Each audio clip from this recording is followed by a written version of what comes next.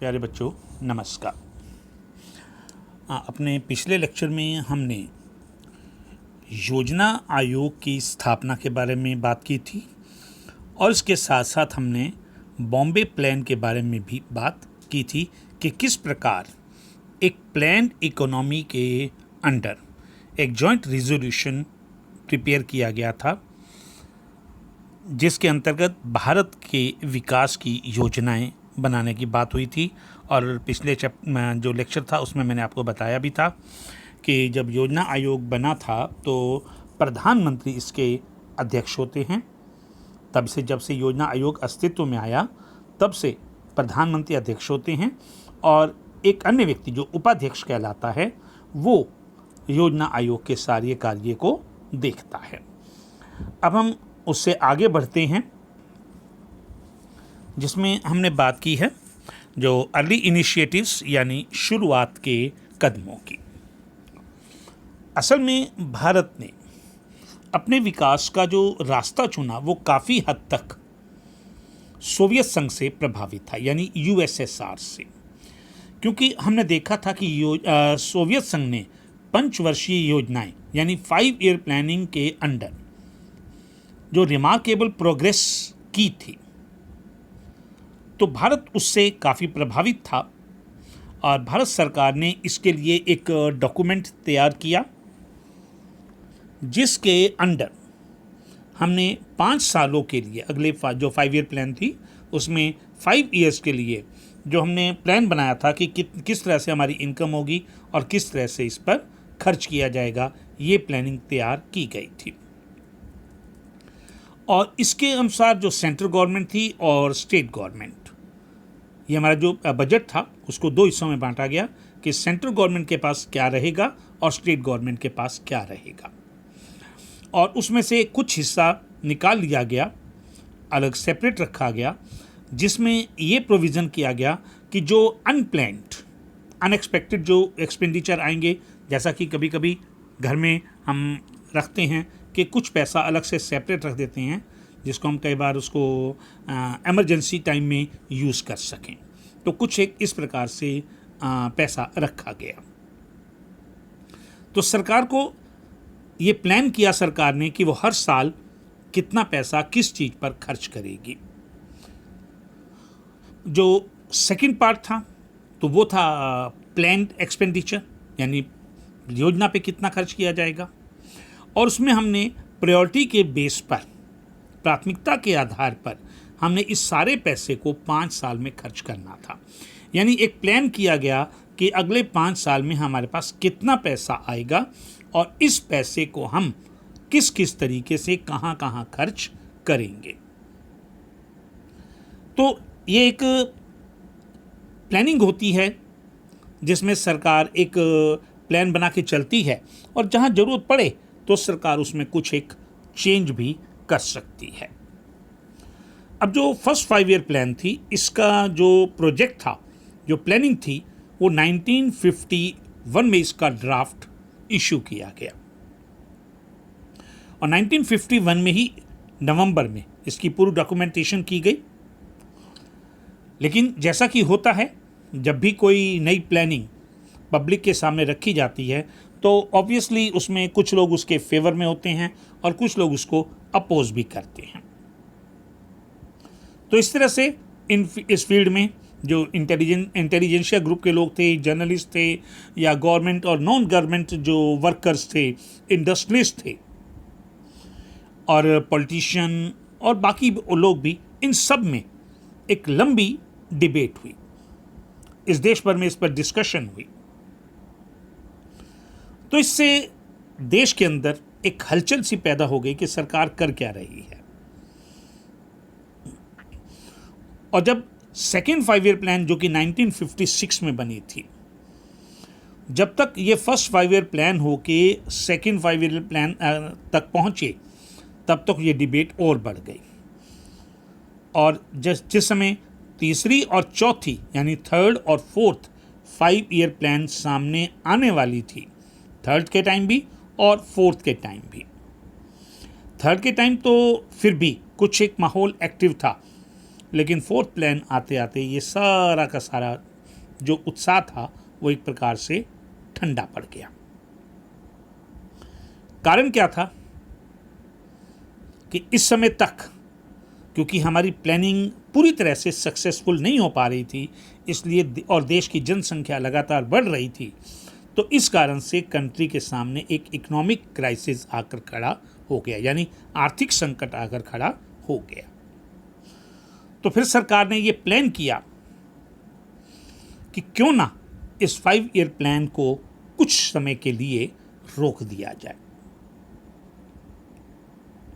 बेशक इन प्लानिंग्स में जो प्रायोरिटीज थी और जो सारी प्रोसेस चल रही थी उस पर कुछ एक क्रिटिसिज्म भी हुआ, और वो नॉर्मल चीज़ें हैं, क्योंकि जब भी किसी काम में सरकार को असफलता मिलती है तो चाहे वो सामान्य नागरिक हों, चाहे विपक्षी पार्टियां हों या अन्य लोग हों, वो उस पर ऑब्वियसली उस पर ऑब्जेक्शन खड़ा करते हैं और सरकार की नाकामियों की आलोचना करते हैं। तो हम एक बार अब शुरू करते हैं फर्स्ट 5 ईयर प्लान को एक बार डिटेल से स्टडी करते हैं। और फर्स्ट 5 ईयर प्लान जो है ये 1951 से 1956 तक चली थी। प्लानिंग क्या थी कि हमारा इस जो प्लानिंग बनाई गई इसके पीछे जो मेन जो ऑब्जेक्टिव था वो था लोगों को पॉवर्टी लाइन से बाहर लाना। और योजना को जो जब प्लानिंग तैयार हो रही थी तो उसमें से एक एक्सपर्ट थे मिस्टर के.एन. राज। ये एक यंग इकोनॉमिस्ट थे और उनके व्यूज थे कि इंडिया को अपनी जो इकोनॉमिक डेवलपमेंट है कम से कम नेक्स्ट 20 ईयर्स के लिए अपनी इकोनॉमी को जो डेवलप करने की जो स्पीड है उसे स्लो रखना चाहिए। क्योंकि पहले मैंने आपको बताया कि देश के सामने कुछ आर्थिक परेशानियां थी, क्योंकि देश अभी अभी आज़ाद हुआ था तो फाइनेंस कंट्री के पास इतना नहीं था, और अगर हमें इकोनॉमिक डेवलपमेंट करना था तो हमें दूसरे कंट्री से भी पैसा उधार लेना पड़ता। जब पैसा उधार लेते तो फिर कंट्री के ऊपर एक लोन बढ़ता। तो इसलिए मिस्टर के.एन. राज के का जो व्यूज़ थे उनका मानना यह था कि भारत को अपनी जो इकोनॉमिक डेवलपमेंट की स्पीड है उसको स्लो रखना चाहिए। अगर हम बहुत तेज़ी से इसको लेके चलेंगे तो उससे कंट्री की इकोनॉमी को नुकसान पहुंचने का खतरा ज़्यादा था। दूसरी बात, पहली जो 5 ईयर प्लान थी, पंचवर्षीय योजना कहते हैं जिसको, उसमें हमारा टारगेट कंट्री को एग्रीकल्चर के मामले में, खासकर फूड ग्रेन के मामले में कंट्री को सेल्फ डिपेंडेंट बनाना था। क्योंकि हम किसी भी बात की और किसी भी चीज़ की एक्सपेक्टेशन तब तक नहीं कर सकते जब तक लोगों के पास खाने को पर्याप्त ना हो। इसलिए हमारा सारा का सारा जो स्ट्रेस था, सारा का सारा जो प्रेशर था, वो एग्रीकल्चर को डेवलप करने पे था। इसी बात को ध्यान में रखते हुए कंट्री के अंदर डैम और इरिगेशन जो सेक्टर है उसमें ज़्यादा इन्वेस्टमेंट की गई। कारण एक और भी था कि जब कंट्री का पार्टीशन हो गया था तो कंट्री के जो फर्टाइल एरिया थे वो पाकिस्तान में चले गए थे। इसलिए भी हमें एग्रीकल्चर को डेवलप करना हमारे लिए बहुत ज़रूरी हो रहा था। तो इसलिए हमने भाखड़ा नंगल जैसी प्लानिंग तैयार की और उसके लिए एक काफ़ी बड़ी अमाउंट इशू की गई। और इन 5 ईयर प्लान्स में ये माना गया कि देश में जो लैंड डिस्ट्रीब्यूशन का पैटर्न है, क्योंकि हमारे यहाँ पे खेत बड़े ना होकर छोटे छोटे खेत थे, और इन छोटे खेतों पर हम ना तो कोई मॉडर्न मशीनरी यूज़ कर सकते, ना हम वहाँ पे कैनाल्स को ला सकते, क्योंकि छोटे खेतों में अब अगर आपके पास एक छोटा खेत है, अगर आप एक हिस्से पर कुआं खोद लिया तो बाकी आपके पास क्या बचेगा। तो इसलिए इन खेतों को बड़ा करना ज़रूरी था। यानी इसका मतलब ये है कि हमें लैंड रिफॉर्म्स पर, भूमि सुधार पर ज़्यादा जोर देना था। और इसी को कंट्री के डेवलपमेंट का एक बेसिक फैक्टर माना गया। फिर जो हमारे जो प्लानर्स थे, जो इन योजनाओं को बना रहे थे, एक उनका लक्ष्य कंट्री की जो नेशनल इनकम है उसको भी बढ़ाना था। और ये तब पॉसिबल था जब लोगों की बचत उनके खर्चे से ज़्यादा हो, यानी खर्चा कम हो और लोग सेविंग ज़्यादा करें। 1950 के जो डेकेड था, दशक था, उसमें हमारा खर्च बहुत कम था, बहुत नीचे था। अब क्योंकि वो काफ़ी कम है, ऑलरेडी इतना कम है, और उससे नीचे क्या करते? तो जब खर्च कम कब हो रहा है? क्योंकि हमारे पास पैसा नहीं है। तो इसलिए जो प्लान मेकर्स थे उन्होंने सेविंग को कुछ बढ़ाने की कोशिश की। अब क्योंकि कंट्री के अंदर एम्प्लॉयमेंट के चांसेस भी, अपॉर्चुनिटीज़ भी कम थे, और हमारे पास जो फाइनेंस का रिजर्व था वो भी कम था, इसलिए हमारे सामने ये काफ़ी एक बड़ा चैलेंज था। तो इसलिए प्लानिंग के थ्रू कुछ एक इन्वेस्टमेंट बढ़ाने की कोशिश की गई, लेकिन इसमें सफलता हमें थर्ड 5 ईयर प्लान के पास जाकर मिली। लेकिन जो सेविंग हुई थी वो जितनी हमने एक्सपेक्ट की थी उतनी नहीं थी। तो आने वाले दिनों में जब 60 और 70 का डेकेड आया, तब उसकी स्टार्टिंग में हमारे पास जो सेविंग है वो लगातार कम होती जा रही थी।